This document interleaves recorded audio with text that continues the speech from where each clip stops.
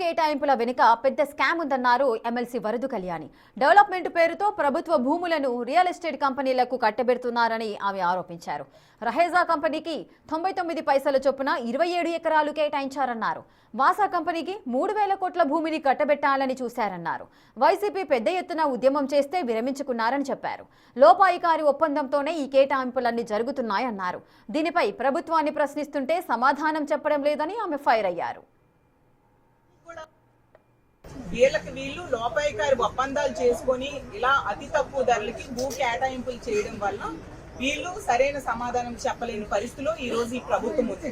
తీసుకుంటే రహేజా డెవలపర్స్ కి 99 పైసలకి 27 ఎకరాల భూమిని కట్టబెట్టేశారట. ఎంత దారుణం! అలాగే అడ్రస్ లేని వర్సా కంపెనీకి డెడ్ చీప్ గా 3000 కోట్ల విలువైన భూమిని కట్టబెట్టాలని వీళ్ళు ప్రయత్నించారు. దానికి కూడా వాళ్ళు ఏమని చెప్తూ ఉన్నారంటే పచ్చి అబద్ధం, అసలు మేము కట్టబెట్టలేదు అని చెప్తున్నారు. ప్రజల నుంచి తీవ్రమైన వ్యతిరేకత రావడంతో అక్కడితో కొంతవరకు టెంపరీగా ఆపిన పరిస్థితి. అలాగే రియల్ ఎస్టేట్ సంస్థ సత్వా డెవలపర్స్ కి డెడ్ చీప్ గా 1500 కోట్ల రూపాయల విలువైన భూమిని కట్టబెట్టడం జరిగింది. ఇది స్కామ్ కాదా అని నేను అడుగుతూ ఉన్నాను.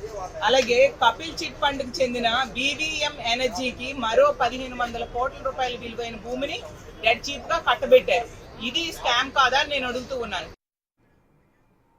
వైఎస్ జగన్ పై విమర్శలు గుప్పించారు.